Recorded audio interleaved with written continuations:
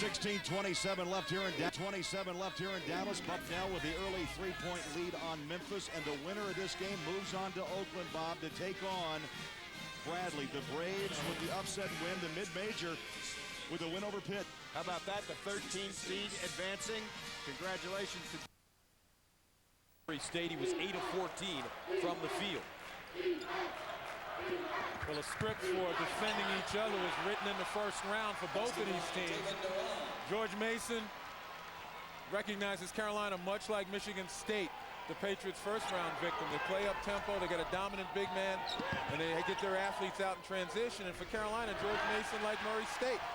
Quickness off the dribble, love the three-point shot with solid D. Hansbrough, what a finish. And Jim Larinaga will have to call a timeout. Timeout, George Mason. North Carolina 6 of 7 from the field to take a 13-2 lead. 17:06 to go here in the first. Some of you will take a local station break. North Carolina all business. 45th block of the season for Williams. Out of Memphis, Tennessee. Bob, as you mentioned, the Conference USA Freshman of the Year. Well, what a talent. He is talented. Long, lean, plays good defense. The best kind of defense you can play in this game is guard your own man and do not help. The miss, but the rebound for Bucknell. Bucknell, the 9th seed against #1 Memphis. 7-4 Bison early here in Dallas. Memphis defense on the perimeter, very impressive so far in this game. You must guard your man and do not help. They will kill you with threes if you help too much. McNaughton kicks it out. Betancourt hits, and it's a three. Boy, the three balls keep raining down. They knocked down a pair early, and again, they had 11 made against Arkansas in round 1. And it's the same two guys, Charles Lee and Kevin Betancourt. Betancourt made 5 the other day against the Razorbacks. Timeout on the court here in Dallas. Bucknell up by 6 on #1 seed Memphis. So let's set it up for you once again. George Mason out of the CAA conference beat Michigan State in the first round on Friday, 75-65. It was the first NCAA tournament win in the history of the school. And in that game, they out-rebounded Michigan State 40-24, shot close to 60%, and their defense excellent, holding the Spartans to 43% shooting.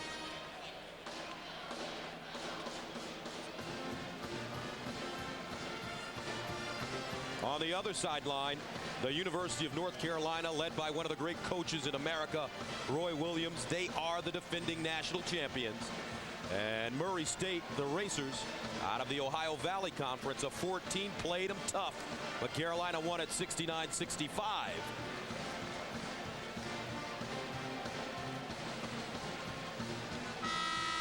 So Jim Larinaga looking on. Lenny, what are the keys to this game? Well, obviously for George Mason, they need everyone. They're a 5-man team on offense. Tony Skinn is back, 13 points a game, but their bench only gave him 3 points against Michigan State. And Carolina just has to value the ball. 17 turnovers versus Murray State in the first round. That gave the Racers extra field goal attempts that helped them stay in the game. And the Tar Heels have that look in their eyes, as if to say, we aren't messing around with you guys today. George Mason. Here's Lewis. Again, a very animated defense for North Carolina, doubling Lewis down low and inviting Mason to take the 3. Rayshon Terry with the rebound. He had 9. Pull-up jump shot. No good. Lewis with the rebound. Terry, one of the great athletes on this team. Inside Norwood, left-hand runner. Short, batted around. Wes Miller. Here comes Miller. Hansbrough. Rising fire. Norwood comes the other way. Gabe Norwood, very good athlete, and his coaches say that he's just as talented as a guard as any other player in the country. He has to start believing it, and the Patriots throw it away. And that was a miscommunication. Campbell expected Jai Lewis to roll to the basket, but you can't anticipate that stuff. You got to make sure that your man is there before you deliver the pass. Another turnover for George Mason. Now Bobby Fraser to Miller. Miller is a gritty little player that can really shoot the ball. Inside, Hansbrough. Noel. And Tony Skinn, who just checked in, comes up with the rebound. And what a great story for Skinn. Learning experience for him this year. Lewis. Mason struggling from the field. They start the game 1 of 7. Noel again. This time he knocks it down.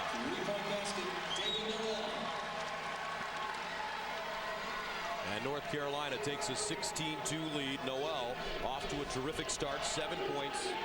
Common opponent between these two teams. George Mason lost to Wake Forest in overtime, 83-78. North Carolina defeated Wake this season in conference play, 83-72. Tar Heels on an 11-0 run. Skinn.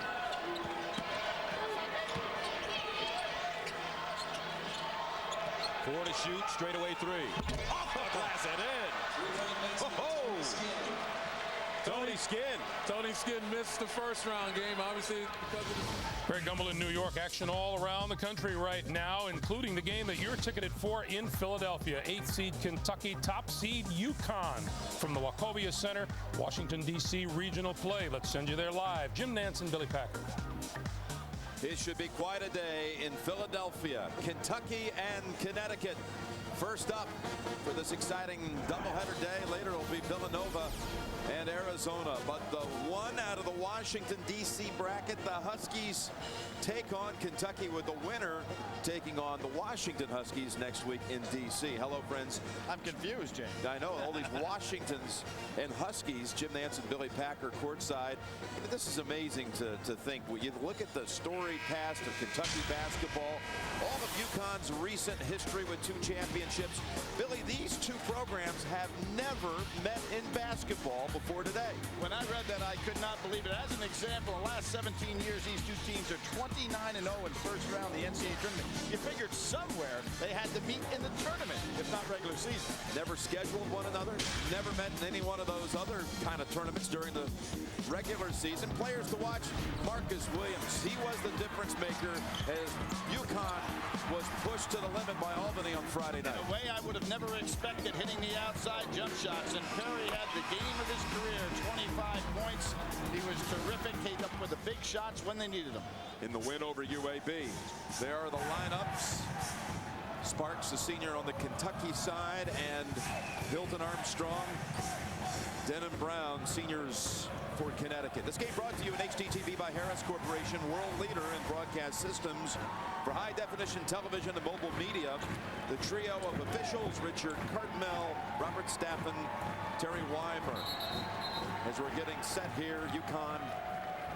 What was interesting, the guys were inside the circle because the way the circle is painted. Good job by the official getting that straightened out. Huskies in the home white as the higher seed. They have thus earned it. So they meet for the first time, and UConn, not a very confident team right now, not only with its struggles against Albany, but its quarterfinal loss in the Big East tournament. They open up with a beautiful assist by Denham Brown, leading to the dunk by Hilton Armstrong. And good call there. That was about as fine a set as I've seen Connecticut run an out in a long time. It looks like this team is focused for this ball game, unlike what they were the other night. They had to come back from 12 down with 11:30 left. Here's Sparks firing up a 3 and pulled down by Armstrong. Pretty good look for Sparks. Williams cannot afford to let Sparks have that good a look. It's a terrific three-point shooter. That UConn team again down 12. Ended the game 34-9 stretch, and Denham Brown bangs home a 2-point jumper. That is a real tough matchup for Sparks. Brown, 6'4", plays even bigger than that, extremely strong, shoots right over the top of Sparks. So the first 4 to the Huskies. That'll give Sparks the opportunity to penetrate with the shot blockers. He won't have much of a chance in there. Crawford, no go on the 3, and it's Josh Brown sweeping for UConn. Marcus Williams tries to feed it in congested territory, but it's last touched by Kentucky. Jim, take a look at some of these individual matchups. Crawford is on Gay, giving up about 3 inches. You've got Sparks, who got caught on the switch. Devin Brown giving up 3 inches. Kentucky goes a little bit of zone out of bounds. Trying to get it inside to Josh Boone to converge, and he is fouled. He is fouled by Crawford. There is Jim Calhoun, recent inductee into the Basketball Hall of Fame up the road in Springfield. About an hour's drive from the Storrs campus. Went in last year, same time as Jim Boeheim of Syracuse. Kentucky matching up in a little zone right now.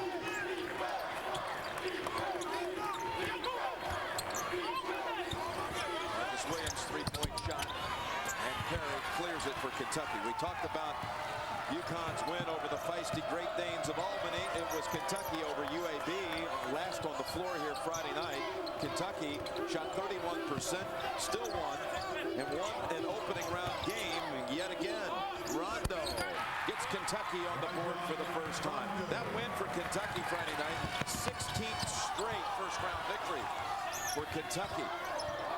Jim, Rondo has not had a double-figure scoring game in postseason. That's 3 games in the SEC tournament, and of course the other night he was 3 for 10, 8. His assists have still been up there.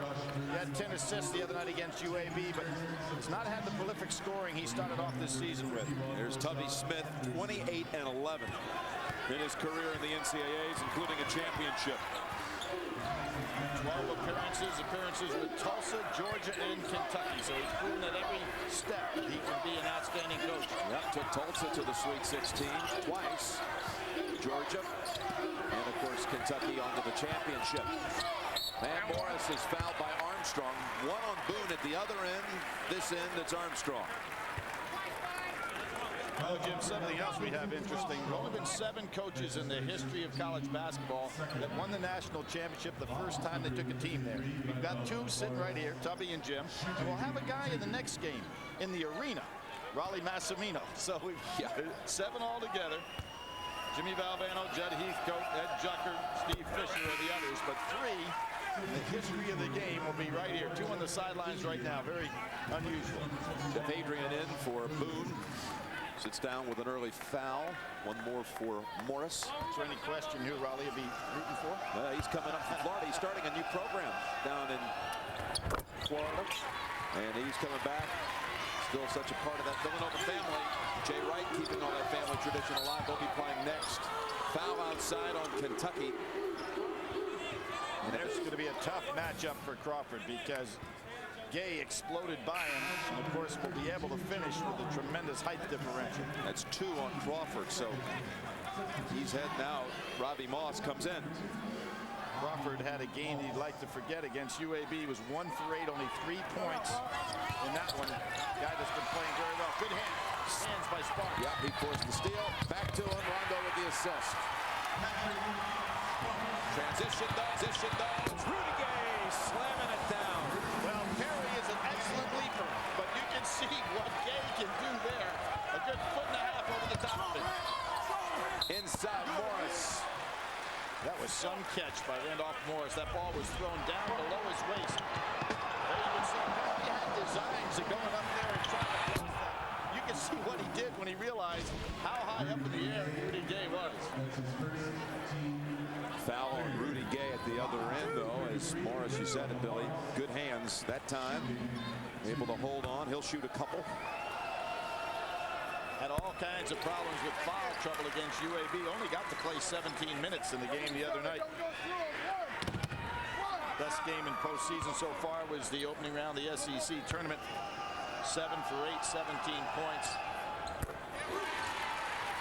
Well, again, he didn't join this team until midseason, humbled by an off-season experience that took the path to nowhere, trying to test the waters. There's Adrian with the jumper for UConn, coming right in and hitting the shot. Don't you get the feeling in this game early that Kentucky is just outmatched in size considerably? It just doesn't seem possible. Perry. Tangled bodies. Armstrong, this will be his second.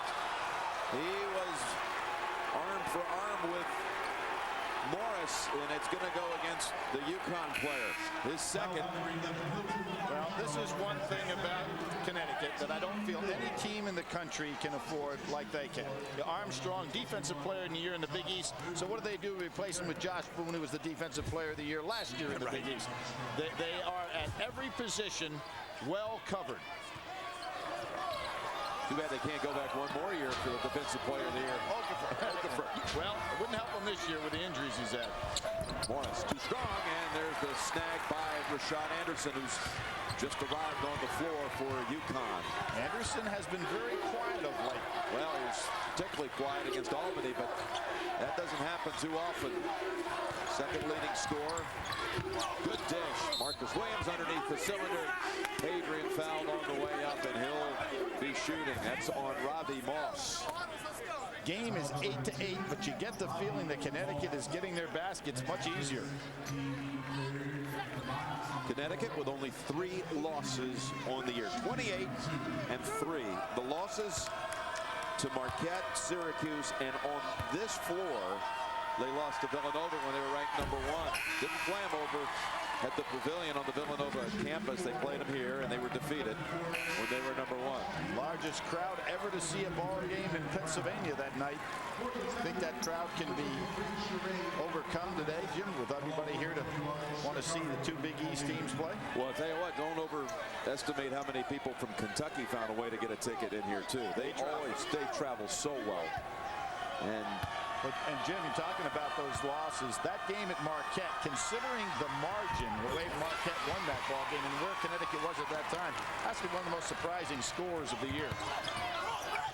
Shagari Aline, big 7-2 center for Kentucky. Number 21 is in. Sheree Thomas as well, 23.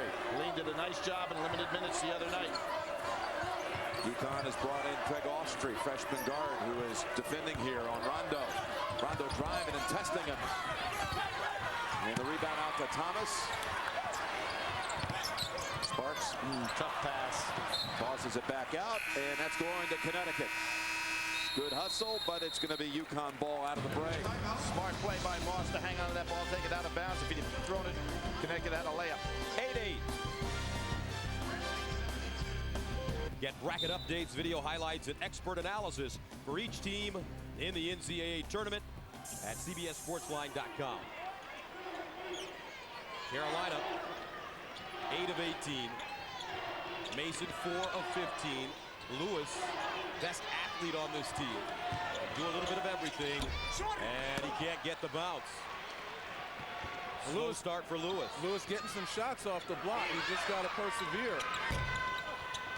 Well, again, and George Mason against Michigan State. The thing they did better than the Spartans that really paid off for them was rebounding. They out-rebounded Michigan State 40-24. Right now, the Patriots are out-rebounding Carolina 12-11. And Carolina, of course, on offense has kind of settled in to shooting perimeter shots instead of inside-out ball movement against George Mason. George Mason, excellent defensive team that can shoot the ball. And Mason is here for a reason. 9th in the nation in field goal percentage defense, 13th in the nation in points allowed. Defense certainly can win championships, at least get you to the second round. Thomas from Oakland, California. Inside, turnaround jump shot. Sanders too strong. Mason defense starting to tighten up now. Here's Skin pushing it. And he's cut off by Thomas. But on the baseline, that one goes down for Fowler and Campbell. And Fowler and Campbell is coming off 21-point game, tying his career high. He was 8 of 8 from the field against the Spartans of Michigan State. So let's take a quick look at our game summary. Well, Carolina obviously shooting a better field goal percentage because they're willing to get the ball inside and attack the glass up until the last couple of possessions. And George Mason starting to feel a little more comfortable. Those 3 turnovers obviously have hurt them a little bit. But in the end, I think George Mason a little bit tight to begin the game and starting to settle into playing pretty good defense. And without Tyler Hansbrough, who is back in the ball game, Carolina over the last several possessions got a little lazy offense. Basket, the pressure becomes more and more heated.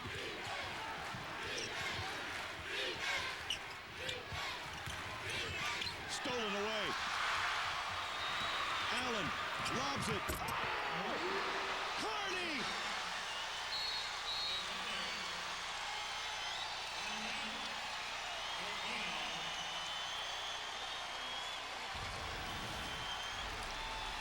Memphis defense, steal and run, and spectacular athleticism. Very much in evidence. The Tigers are here.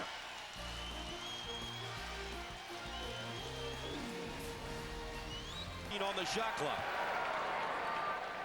Again, we talked about the aggressive defensive team will have the advantage, and David Noel closed very quickly, and he closed with his hands up in the air, so he wouldn't necessarily leave the ground in the event of a ball fake. Now Lewis, along with Campbell, Skin, Will Thomas inside. Nice play, Thomas. And again, settling down. Will Thomas, first two attempts, kind of rushed them and missed point-blank layups. That time he took more patience. And Noel throws it out of bounds. 8:28 to play in the first half, 21-14 Carolina. And let's take a closer look at the Tar Heels. Well, North Carolina, again, among the leaders in the ACC in assists, youthful experience. We talked about last night. The last 29 points were scored by 4 freshmen, the last game, I should say, and Pride. These are the defending national champions. Got a couple of holdovers from that team, but more than anything else, the young men that wear the Carolina blue recognize the legacy.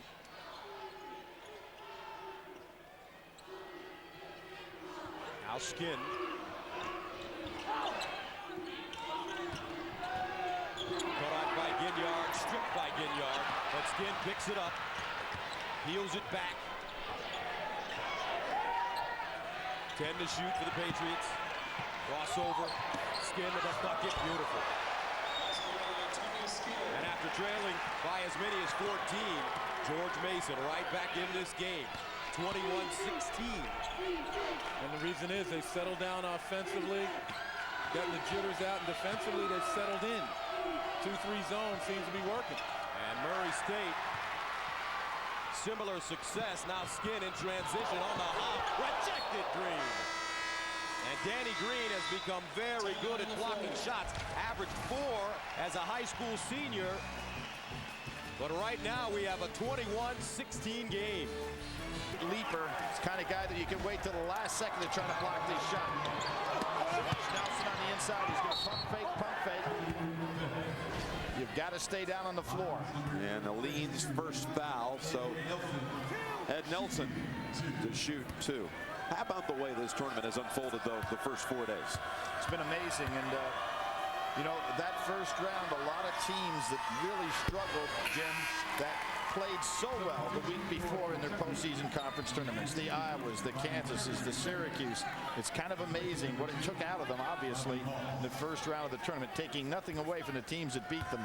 But you go from a moment where you're just so proud of yourself winning a conference championship, particularly the way they did it, and then find yourself home in one day. Yeah, we're going to get you to the tip of that game if it's in your local area, expecting Northwestern State, West Virginia. But in the meantime, Kentucky and Connecticut on the floor for the first time ever in a matchup. Brandon Stockton tries the 3, hit one the other night. Not this time, but it's Thomas getting a new 35 for the Cats. Not a lot of pressure on the ball by Connecticut, allowing Kentucky to set up whatever that they want. Perry being played by a bigger man. It's unusual for him to see that. Bobby Perry hasn't scored after his career high 25 Friday night, the win against UAB, and the Huskies forced the turnover. Well, Perry's very athletic, but in Gay, he's playing a bigger man that's just, if not more, athletic. Sparks coming back in. And as we continue to kind of give an overview of the tournament, how about the ACC, undefeated, and yet the Big Ten with only one team left, Ohio State, playing later today. Well, Jim, one of the things about the tournament, it is the ultimate report card. Opinions don't matter when you put it on the floor with that many teams. Big East, the Big Ten, good examples. There's Gay again, just so tall. He's shooting right over the top. Gay took only 5 shots on Friday night, but UConn right from the opening tip here, showing a lot more confidence and ambition, it seems, today, too, Billy. Playing lackluster basketball the last 3 games. UConn on a little 6-0 run here. There's an example. See Perry with Gay, just can't get that shot off. There's a walk. You don't want to take the ball into the center of that UConn defense. 5 years in a row, the best shot blocking team in the country. Timeout on the floor. Huskies leading by 7. Turnovers against Arkansas. They've got 10 already with 7 to go in the first half against Memphis. Bucky Williams on the dribble to drive, lost it. Picks it up, digging it out. Who's got it? And the guy's in orange. Boy, Memphis is so quick. And this man has to get it going. Charles Lee, 5 quick ones for Bucknell. The 2 fouls put him on the bench, and that's when Memphis made their move.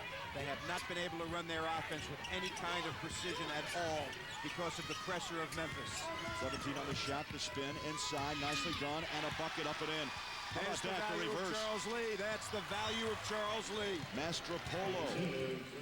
And that helps Bucknell. Slows it down, 24-14. Lee must play and not foul. If I was Memphis, I would take him off the dribble. Every opportunity. Getting him on the bench should be a priority. We head to the 6-minute mark. Allen running the point. Washington tries to plow through. Inside and a whistle. Dorsey was fouled in the paint, and CBS Sports Line is her designation for complete tournament coverage. You can get bracket updates, video highlights, and expert analysis for each tournament game at cbssportsline.com. Betancourt picked up the foul. Dorsey is 3 for 4 from the field already. He is dominating when he gets the ball inside. No one's strong enough to handle him right now. Dorsey only a 38% free throw shooter. He'll get 1 more. That means Dozier is going to try to get a tip back right here on the miss. Also checking in number 5, Dave Baptist will lock down. Number 2, Robert Dozier. Bad for Betancourt. Bob, it's amazing you look at a young man's free throw percentage at 38%, but yet on the other side, shooting from the floor, 65%. Well, what does that tell you? He takes shots from 2 feet away. 7 points for Dorsey. 1 field goal for Bucknell over the last 4 minutes. They are trying to spread the floor a little bit here at the beginning of the possession to make Memphis work. But Memphis, they are working throughout the 35 seconds.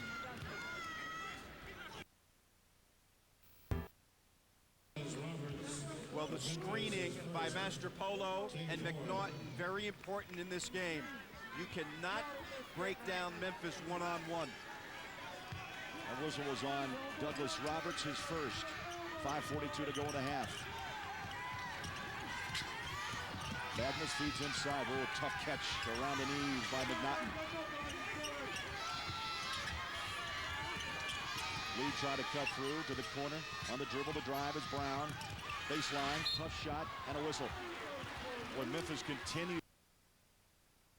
Can they wear West Virginia out? Can they push the flow of the game, their quickness? I think it's an important factor. Of course, West Virginia solid in their half court. Settle for threes if you give it, or back cuts if you don't. Let's take a look at the starting lineups for both Northwestern State and for West Virginia. On your left, Byron Allen, Clifton Lee, Jermaine Wallace, hero of the first-round win, Luke Rogers and Tyrone Mitchell. And for West Virginia, the by-now familiar names, Kevin Pittsnoggle, Frank Young, Mike Gansey, Johannes Herbeer, and J.D. Collins. Game brought to you on HDTV by Harris Corporation, the world leader in broadcast systems for high-definition television and mobile media. Kevin Pittsnoggle, Clifton Lee, stars respectively of the Demons and the Mountaineers. The officiating crew today, Tom Eads, David Hall, and Tony Green. First meeting ever between these two. West Virginia with a deep run in the NCAA tournament last year as a 7 seed. Northwestern State comes in as a 14 seed this year. They were last in the NCAAs in 2001. They won their playoff game against Winthrop, then lost in the first round to Illinois. And it will be Tyrone Mitchell for the Demons of Northwestern State. And Vern Lundquist. The Mountaineers go. J.D. Collins picks up Mitchell. Outside, this is Luke Rogers, the lefty. And Collins with the steal. Air Bear has it right side. Young kicks it out to Collins, way off the mark. But there's Gansey to put it in. And that's where they're dangerous. The push and the kickback, and normally they can convert. Here's the 1-3-1 zone. If you have not seen it, it is a dilemma. You can't simulate the way they take away passing lanes. He's on the sideline. 2 mistakes early. Northwestern State's got to get composure. West Virginia 6-2, as you saw in its last 8 tournament games. And 2 turnovers for the Demons of Northwestern State out of Natchitoches, Louisiana, about 60 miles south of Shreveport. J.D. Collins. Here's Gansey. Entry pass to Pittsnoggle. Byron Allen shoves him out of the way. Wow, he shoves everybody out of his way. Oh, don't get behind him in the grocery line. Mitchell threw it right into the hands of Collins. That's 3 turnovers. Here comes Gansey, gets the give, and a foul is called. They're a team that will opportunity break. If they don't have it, they'll kick it back. Head coach Mike McConaughey in his 7th season as the head coach at Northwestern State. Tournament record 2-1 after the victory the other night. John Beilein in his 4th season as the head coach at West Virginia in his 28th year overall. Attempted 3 by Young, not there. Catch and shoot guy, you got to play up on the outside guys. And a little bit of a kick here. A soccer style for Air Bear. I'm sure he's played that way. I bet he has. That game, just a thought. Clifton Lee, who bears a more than striking resemblance to Ben Wallace, who plays on this court. He's not as intimidating as Ben is, I might add, but he's a terrific talent. Good shooter. Rogers in the lane, dish to Lee. That's his game. Yep. Floats around that high post. They screen down once in a while. Quite a factor. That ties it at 2. Clifton Lee, who had only 2 in the first half the other night. Here's Rogers with a steal. And that one almost goes in inadvertently. That one is vertently. Take good pressure on the ball by Rogers. Started that whole sequence, Vern. 4-2, Northwestern State lead. Pittsnocker getting whacked around. He's going to have to play outside. Screen and pop. Make the big fella, Allen, move out. Air Bear goes left, gets right by Lee. Switches hands and can't get it to fall. He's really become pretty good penetrator. Rogers at the other end, off the glass. They make you pay, and then the full court pressure. Collins does the right thing. Excuse me, Bert. And let Air Bear bring it up. The pressure on the ball last trip hurt Collins. Now Collins guarded by Rogers. Pittsnocker. Got Allen man up. He uses all his fouls, Allen, by the way. Yes, he does. Look over there. Pittsnocker just threw an elbow. He's going to have to be careful. That's what happens. You get frustrated. And Jermaine Wallace with that particular foul, but how about the heads up? We mentioned Lee able to make jump shots. Finds his partner. Nice square up on the lefty out of Chi-Town. Rogers. Foul called on Jermaine Wallace, his first. Second team foul. Jermaine Wallace, who canned that unbelievable shot from the corner with 0.5 seconds remaining to propel this Northwestern State team to the victory over Iowa. I think everybody in the building was shocked, including us. Yes. The way he ran down that missed jump shot and delivered one from deep in the corner. Collins tries to find Young. He does. Under 17 now, 6-2, Northwestern State with the lead. Gansey, catch and release, too strong. Wallace has it. Here's Tyrone Mitchell. They will force the pace. And Mitchell runs the show beautifully. Over 5 assists. Look at this leak out. At the other end, Gansey. Touchdown, West Virginia. And they got to walk first? No, they go the other way with it. Okay. Good defensive move by Young, and you got to protect. They look. Terrific outlet. And of course, when you play the top of that zone, you can leak out on occasion. You're not expected to rebound, but Gansey is one of their premier rebounders. Second to Pittsnoggle. Air Bear will inbound. The pressure is going to be applied by Clifton Lee. John Beeline saying, get back here and help. Talking to his Mountaineers. Now J.D. Collins.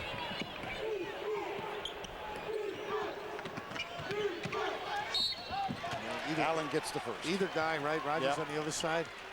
Of course, there is a connection between Northwestern State and West Virginia. Well, Dior Fisher, who played for this West Virginia team last year. 6 to shoot. Butler has to hurry up. Lets it go from deep. Hernandez with the rebound. Shot clock resets. Hernandez inside, and he can't get it to fall. There was some confusion on whether the ball touched the rim or not, but it did graze the rim ever so slightly. Inside Hansbrough, jams it, and a whistle on the floor. Basket won't count. And the foul called on Norwood. Now the winner of this game will take on Wichita State. Wichita State in Washington, D.C. The Shockers shocking Tennessee, knocking off a 2 yesterday. As Lewis comes in for Larinaga. And when you look at that Wichita State team, never underestimate the power of senior urgency. You know, guys out there recognizing that they don't want this ride to end, and the seniors coming through.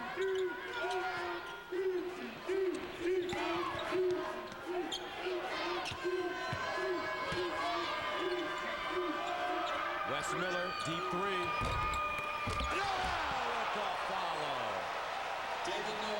Carolina really having success on the weak side, rebounding against the 2-3 zone. Mason bringing a lot of people to the strong side and forgetting about blocking off. Noel with 11 points in the first half. Here's Lewis, draws a triple team, got his man in the air and banks it home. 7-point lead for Carolina. Hansbrough, and a reach-in foul called against Jai Lewis. Well, again, you see the ball moves, Miller takes the shot, and they're on the weak side. Just one guy, Gabe Norwood, by himself on the weak side. No one else to block off that board. And when you're playing against the zone, when the ball's taken from one end, that's where you want to be, on that opposite side corner of the backboard, because that's where most of the misses will come. So Lewis picks up the foul, and that's his first.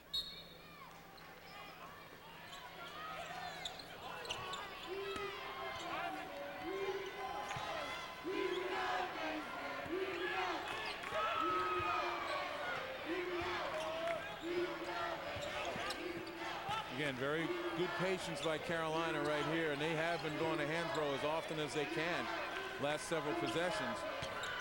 He's created some nice inside-out opportunities. Backdoor, Terry can't hold on. Butler into the front court to Skin. Skin forced it up, no. Norwood saves it, and Wes Miller just takes it away. Shot clock turned off, game clock at 17, and Coach Williams calls a timeout. 27-20, Tar Heels.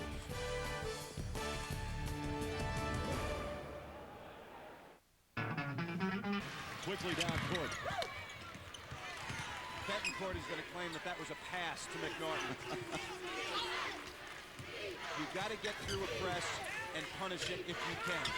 Carney wants it. Skipped it right off the iron. And here comes Bucknell. Can they make the run in the final 2.5? Well, if they will, number 12 and number 3 are going to have to do business. Betancourt and Lee.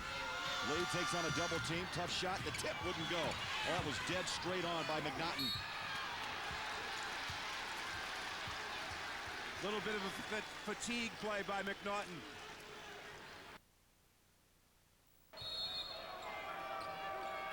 Fraser, the inbounder. Terry, Hansbrough, Miller, Noel.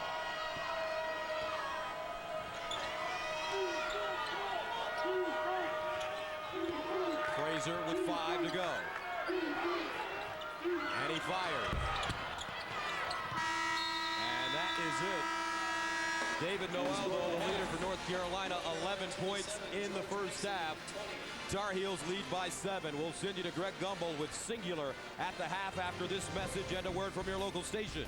You're watching CBS Sports on our 25th Road to the Final Four.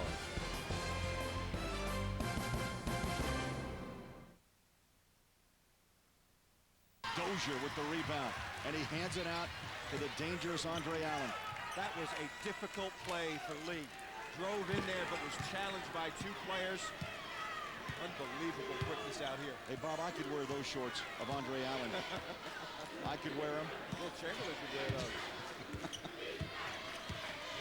Allen working some clock, shot down to 12, down to 11. Dorsey, free throw line.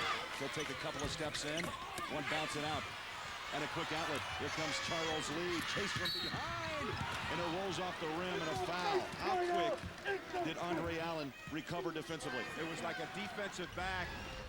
This is a good foul. Don't give up the layup. Go for the ball. You don't hurt anyone.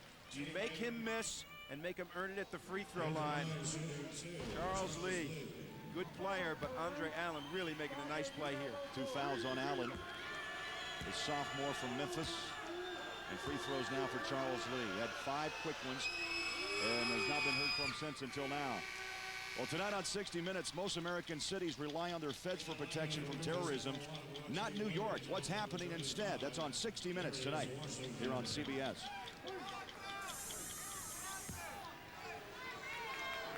Well, Andre Allen goes to the bench. The depth of John Calipari with this team, very important for their run in the tournament. A couple of free throws by Lee. 7 points, 31-19 as we head. Cool million squad bucks to push your fantasy portfolio. He's 6'11" as well, goes about 240. Donald Brown will return. Master Polo will go out, so Pat Flannery wants another smallish forward slash guard on the floor. He feels Brown gives him a little more offense also. Badness controls the dribble. Tough D. Nearly taken away. Charles Lee. Jump shot good. How about the offense we talked about? Brown. CBS Sports presents Singular at the Half. Sponsored by Singular. Raising the bar. Hi, everyone. Welcome once again to our studios here in New York for Singular at the Half. I'm Greg Gumbel along with Clark Kellogg and Seth Davis. And we're at halftime of the game between North Carolina and George Mason. The Tar Heels leading it by a score of 27-20. We'll be taking you to the game in Dallas between Bucknell and Memphis as soon as they come out of a timeout. However, let's run down the scoreboard. Kentucky and UConn. And this is Rashad Anderson going to get it inside to the freshman. Jeff Adrian put him up at 8. I got to tell you, this is not the same UConn, that team that struggled against Albany. That's Rashad Anderson for the three-pointer. And then Rudy Gay going to dribble. He's going to put up and hit the jumper. That put UConn up by 7.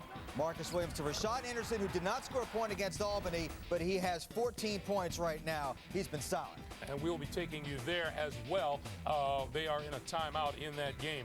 Earlier today at the Palace of Auburn Hills, Bradley and Pitt. Clark. Tony Bennett going to find Zach Andrews and watch the young fella rise and throw it down with power. 8-2. Bradley controlled this one from start to finish. Lawrence Wright going to find Patrick O'Brien, who had a career high 28. 2 of them right there. The Braves by 12. Tony Bennett show him the ball. Paratroopers Club off the window. And Bradley in full control. Here's Patrick O'Brien again. The big fella was dominant at both ends. So the Bradley Braves win it. They move on to play the winner of the Memphis-Bucknell matchup. Speaking of that game, this is the game taking place right now in Dallas. Seth? Bucknell got up to a pretty good start. Chris McNaughton's going to kick it out to Kevin Betancourt. That put Bucknell up by 6, but it's been all Memphis since then. Robert Dozier drives and feeds it to Kareem Cooper. The freshman lays it in. That cut Bucknell's lead to 4 off the inbounds. Darren Masterpolo ahead to Donald Brown at the other end of the court. And then Memphis comes right back. Andre Allen to Rodney Carney. That's what I call elevating, putting Memphis up by 9. And then Joaquin Williams kicks it out again to Andre Allen. He was so good in their first round win, knocking down the 3. Memphis at control. They're in the final minute of the first half, and Memphis is leading that one by a score of 31-21. At the Palace of Auburn Hills, just under 12 minutes to play in the first half. West Virginia with a 15-7 lead on the 14th seed Demons of Northwestern State. Meanwhile, in Philadelphia, UConn with a 33-26 lead on the Kentucky Wildcats. They are under 4 minutes to play. Let's go. The buzzer.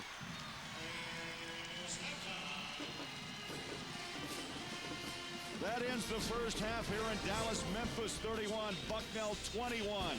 We'll send it to New York. Greg Gumbel after these messages and a word from your local station. Wow, that ball might have been technically, the referee is going to be able to stand on the fact that it was technically inside the cylinder, but it had to be 1/8 of the ball. Morris just thought he had a clean rebound. Let's take a look at this, and I thought he did too. Oh, man. Wow. They'll give the basket to Connecticut. Timeout on the floor in Philadelphia. CBS Sports presents Singular at the Half, sponsored by Singular, raising the bar.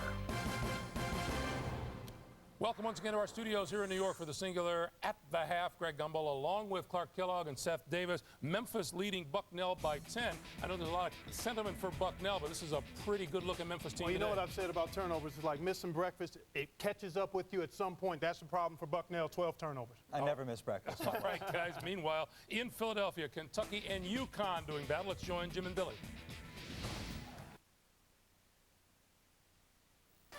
Bulge here for Connecticut off the bench. And that last basket interference, watch the sphere now. Is it any part of it over the rim? If any portion of that ball is in that cylinder, that ball then, and well, technically the official is on the mark. He can make a case for himself. I don't think the ball had any chance to go back in, but technically the official was right. Awful close.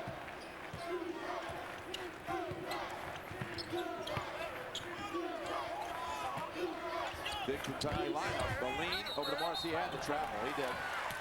Well, it is very difficult with all of those bodies in there. Randolph Morris has to recognize if Alene's going to give him that ball, he's got to catch and go right up to the basket. There's not going to be any time to gather yourself.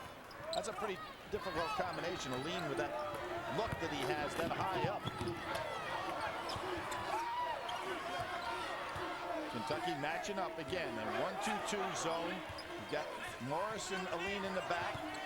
A lot of talking, which is necessary in a matchup zone. Kentucky's done a pretty good job. Anderson will square it up. Nice job. Wide of the mark off the back of the rim from the corner. Sparks with a three, and Kentucky has the three-point basket. Great follow through, and here again, it's amazing how often been able to throw the ball, and that's going to be an intentional foul on Sparks. But there's no way Sparks makes the three. Bradley's got to get back on that shot.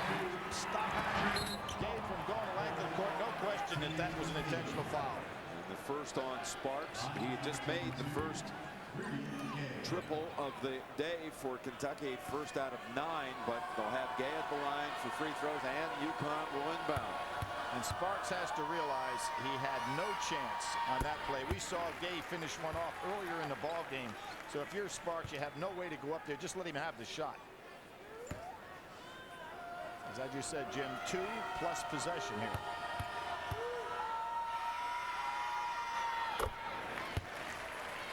Rudy Gay, the first team All Big East sophomore from Baltimore. And I'll tell you, you saw a more focused UConn team on the floor at the very start, but Coach Calhoun had some rather heart remarks about his team after that performance against Albany, and some of them aimed, in fact, at Rudy Gay. Looks like this team listened in, got the message. There's a lean again. Big target inside. Working on Armstrong, and just too strong with a little shot. Kentucky does a much better job getting back on defense that time. Good Sparks. Boy, Sparks put his hands up, got the steal and forced the foul on Marcus Williams. That was a terrific job by Kentucky getting back on defense, and it paid off for him. Jim, this is Sparks' 4th NCAA tournament. You know, we forget about the 2 years he played at Western Kentucky. Yep. So, you know, a real veteran. His birthday was on Friday night. So this guy is a veteran of NCAA tournament play. And played extremely well at Western Kentucky in the NCAA tournament. Yes, he did. And you go back to his days with the Hilltoppers. He's got a consecutive start streak now that's approaching 120 with his 2 careers at Western and with the Wildcats. Short on the 3 and over the back, UConn ball. As the way things were going for Kentucky, getting that ball inside and then kicking out, Bradley would have been smart to continue with that pattern. Kentucky's been successful with it. Watch this kid now inbounding the ball. The freshman guard for the Huskies, Austrie, who's out of Stamford, Connecticut. It was interesting when we visited with Calhoun after the win against Albany. He gave a lot of the credit to Austrie for the victory. Well, I give a lot of credit to Jim Calhoun for finally coming up in that game with a combination on the floor that would work. And he played both guards, Williams and Austrie, and that really got him back in there. But it's amazing that we're even talking about it. They're talking about his defensive play. His strategy to beat Albany. Yep. Never thought you would be saying it. Brown. Two men on him, fadeaway jump shot, and still buries it. Within a few days of March, you go back the last 4 regular season games for Denham Brown when he heard the call for crunch time and the end of his college career. Denham Brown has just taken it up, not just a notch, maybe a couple of notches. He has been outstanding. Carey gets Gay to commit, steps up, and Gay with the rebound. Brown's breaking early, and there he is, scoring 2 more. Good job by Gay. He knew Brown could finish. Terrific hit-ahead pass. Under a minute to play in the half, and UConn by a dozen. They're in the final minute of play. The winner of that game moves on to play the Washington Huskies. UConn leading at 41-29. Thanks for joining us on Singular at the Half. We'll send you back to Dayton for the second half of your game in just a moment.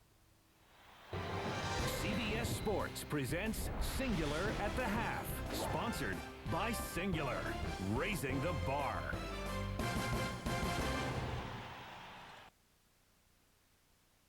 At mycokerewards.com/NCAA. And a timeout, a quick one by Tubby and the Wildcats. And we'll come back for the closing seconds of the first half, see what Kentucky could do with that possession when we return to Philadelphia. Bad miss, out of bounds, touch last by West Virginia. 25-12, Mountaineers rolling.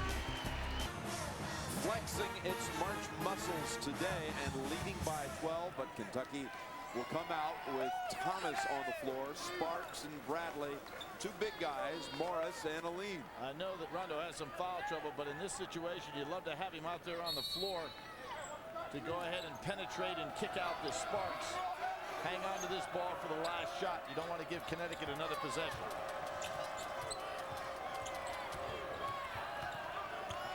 Sparks with Marcus Williams defending. Let's see if he's going to be the guy. Oh, Aline almost got in the way. He thought about putting a hand on it. I think what happened, I think Williams figured he was going to keep holding it and enabled Sparks to beat him. A veteran, nice job. Yeah, great job by Sparks. Now the Huskies with under 4. Williams trying to answer back, and he does. Left-hander, 2 terrific plays by guards to end the half. That's the end of the first half with the score, Connecticut 43. So the Huskies with a bucket at the end of the first half stretch their lead to 12, 43-31. For a while, it looked as if UConn was going to run away with this game. Kentucky recovered nicely. They still need to make some threes, but Kentucky has its groove back. They're flowing nicely in every way, offensively and defensively. You know, this is not the same UConn team that struggled with Albany for sure. When Rashad Anderson and Denham Brown can give them perimeter scoring, that's been a question mark for UConn all year. But Denham Brown in particular has really improved the last couple of weeks. They look really good to me. All right, so the winner of this game once again will take on the the Washington Huskies. Meanwhile, George Mason at North Carolina earlier today. David Noel got the Tar Heels off to a good start. Finds Tyler Hansbrough inside. Tar Heels 9-2. Then it was 11-2 after Noel's going to drive to the bucket. and serve himself here. Then Bobby Frazier, one of the freshmen for the Tar Heels. Noel decides I'm not guarded. I'll spray it. 16-2 Tar Heels, but then George Mason gives, Tony Skinn rather, gives George Mason its first hoop, and it's a three-pointer, and they're within 7. 27-20 at halftime. Meanwhile, Northwestern State and West Virginia. Joe Airbear finds, well, that was J.D. Collins who knocked down that three. And then you've got Pittsnoggle inside to Ganzi. And West Virginia taking advantage of turnovers. Frank Young from behind the three-point line. 21-9 Mountaineers. A turnover. Patrick Beeline. Ball fake. Nothing but net from behind the arc. 24-12 West Virginia. And West Virginia 25-12 lead, and the winner there will play the winner of Texas versus North Carolina State. Thanks for joining us on Singular at the Half. Back to Dallas for your second half in just a moment. CBS Sports presents Singular at the Half, sponsored by Singular, raising the bar. Such a good time yesterday, talking with 4 or 5 of the players from Northwestern State. There's Tyrone Mitchell. He got too far to the bottom of the rim. Yep. Couldn't fully extend. They're talking about that. Clifton Lee was from Boyce, and what'd they say? No lights? Did he say? Well, he said, I live in a village. It's not a town. They've got 1,190 listed. He said, we've got a blinking light. Oh, a blinking light. Okay, now. Blinking. Right side. In the corner. That one. Jermaine Wallace has it. Well, they could use him to get on track. I think he's got to get on the baseline. They got to use some ball reversal. And this is man, let them run their stuff. Their high-low set. 25-12 West Virginia from the corner. There you go. There you have it. That's right. You know, their man offense, they're very confident. That's the struggle is the 1-3-1 defense against them. And the winner of this one gets either North Carolina State or Texas. Pittsnoggle shot won't fall. And not used to inadvertent there. The turnovers. CBS Sports presents Singular at the Half, sponsored by Singular, raising the bar.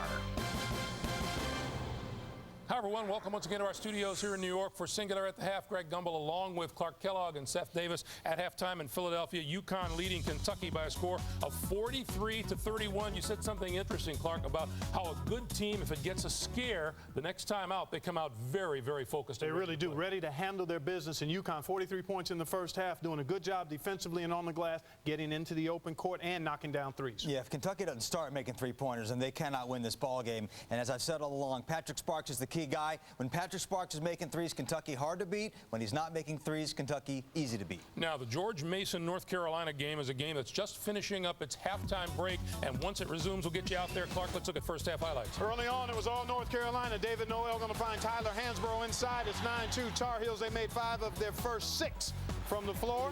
27-20 is the score. Winner there plays Wichita State. They're coming out onto the floor for the start of the second half. Let's join Gus Johnson and Len Elmore.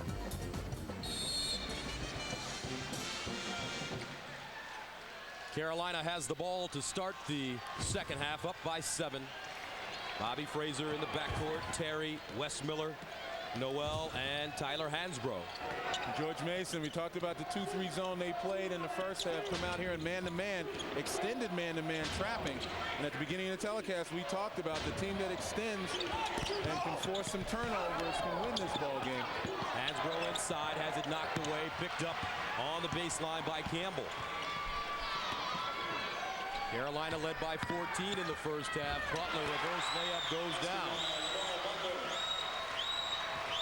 He has 4 points, and in the first meeting between these teams in 2003, Butler from Oxon Hill, Maryland, broke his foot in the first 3 minutes of the game as Noel throws it away, intended for Terry. 6 turnovers for Carolina. Well, George Mason not getting the production that they did in the first round game from their 2 big guys. As I mentioned before, Both of them a combined 3 of 11 from the field, only 6 points. George Mason's got to have both Thomas and Jai Lewis involved offensively to put pressure on that Carolina defense. Here's Lewis.